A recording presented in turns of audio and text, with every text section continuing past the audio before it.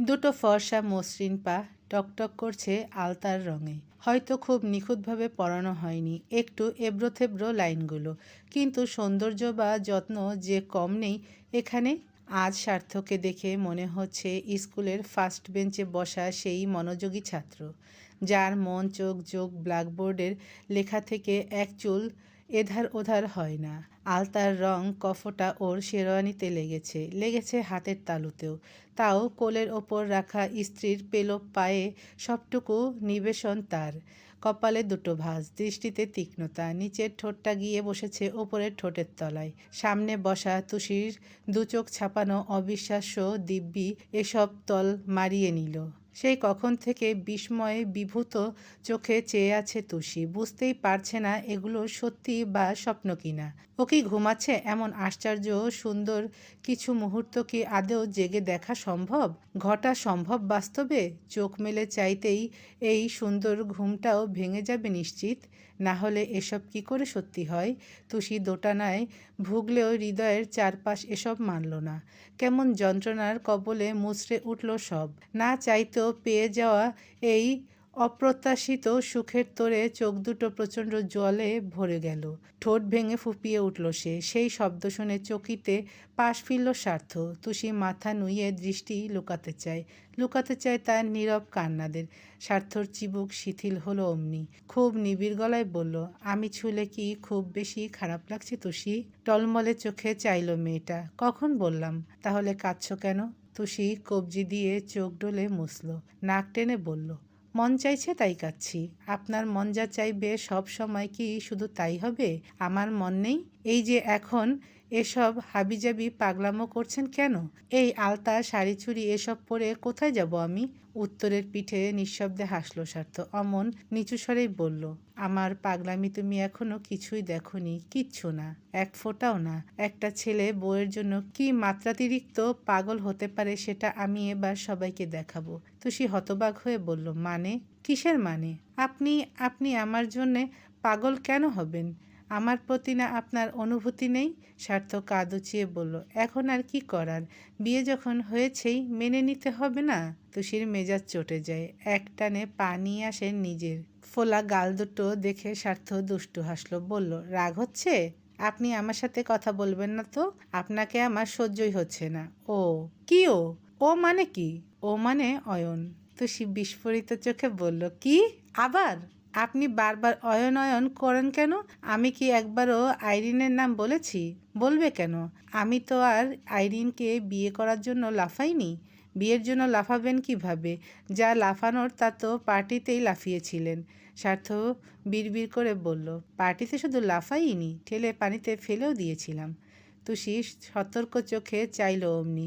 এই ঘটনা ও জানে, ইউষার মুখে শুনেছে, কিন্তু আজ সার্থর থেকে শোনার লোভ সামলাতে পারল না। জিভে ঠোঁট ভিজিয়ে বলল, কেন ফেলেছিলেন? আপনার তো হবু বউ, তার সাথে কেউ এমন করে? সার্থ বাঁকায় হেসে ভ্রু উচালো। কি শুনতে চাইছো? তোমাকে ফেলেছিল বলে আমি ওকে ফেলেছি। মেয়েটা থতমত খেয়ে বলল, তা কখন বললাম? সার্থ আর কথা এগোলো না। উঠে বিছানার জিনিসপত্র ফের ভরে রাখলো ব্যাগে।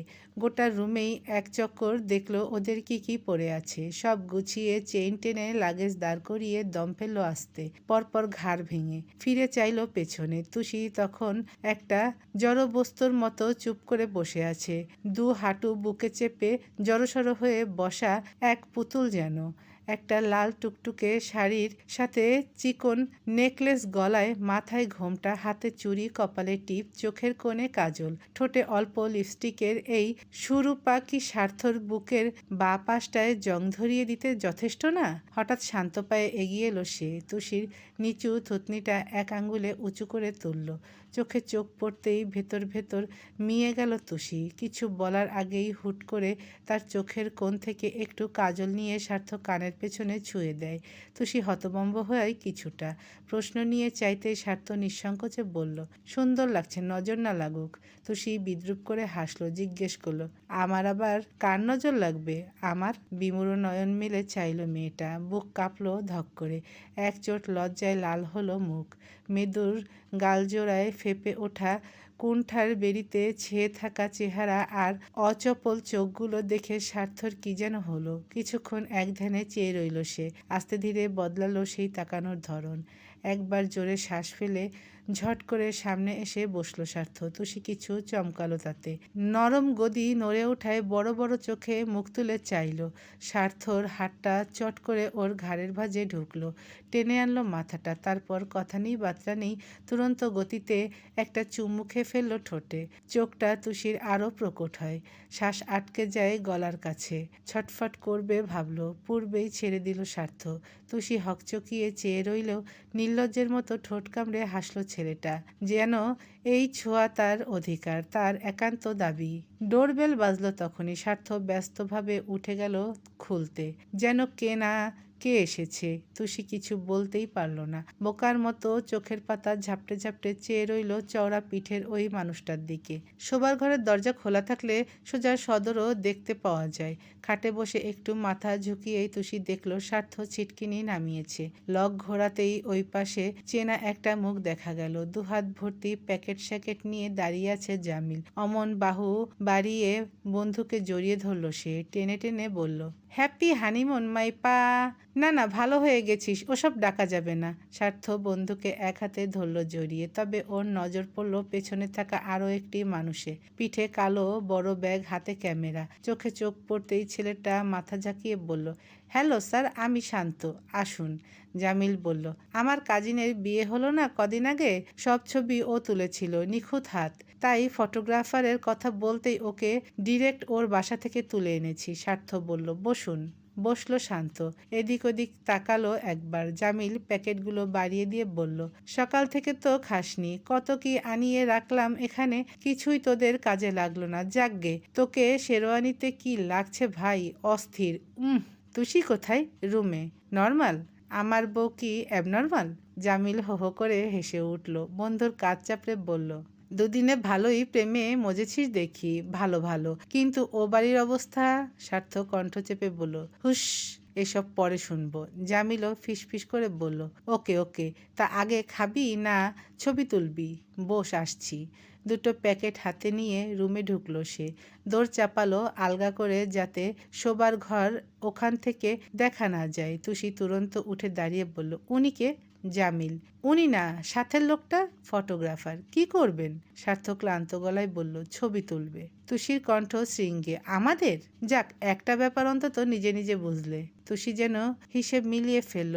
এতক্ষণ স্বার্থ ওকে সাজিয়েছে কেনই বা নিজে এমন বর্বর রূপ ধরেছে। কি ভীষণ তেজে তেতে উঠল অমনি। চড়াকণ্ঠে বলল, আপনার সাথে আমি কোনো ছবি তুলব না। স্বার্থ খাবারের প্যাকেট খুলছিল। দুটো অন টাইম প্লেটে ঢেলেছেও সেসব। চিকেন স্যান্ডউইচ, সেদ্ধ ডিম, এগুলোই। পানিও ছিল সাথে। ফিরে চাইলো এবার। জিজ্ঞেস করলো, কি? আপনার সাথে ছবি তুলব না? আগে খাবে না ছবি তুলবে? তুষি খিটখিটে গলায় বলল, আমি বললাম আমি ছবি তুলব না। মাথা নাড়ালো ও। আচ্ছা। জামিল? উচ্চ শব্দের ডাকে তুষি ভড়কে যায়। সেই সাথে বাইরে থেকে ছুটে আসে জামিল। দরজা সরিয়ে বলে, হ্যাঁ বল কি? আরে হ্যালো তুষি, কি সুন্দর লাগছে তোমাদের পাশাপাশি। Made for each other. Tushi নাক ফুলিয়ে মেঝেতে চেয়ে রইল। জামিল বুঝলো মেয়ে চটে আছে। ভ্রু চিয়ে ইশারায় জিজ্ঞেস করলো স্বার্থকে, ব্যাপার কি? সে বলল, শান্তকে ক্যামেরা সেট করতে বল, আমরা এখনই ছবি তুলব। তুষি হতবিহ্বল, মুখখানা ফের হা হয়ে গেল। জামিল ওকেই বলে বেরিয়ে যায়। তুরন্ত ঝড়ের মতো এগিয়ে এলো মেয়েটা। স্বার্থর মুখের সামনে এক আঙ্গুল তুলে বলল, আমি না বললাম আমি ছবি?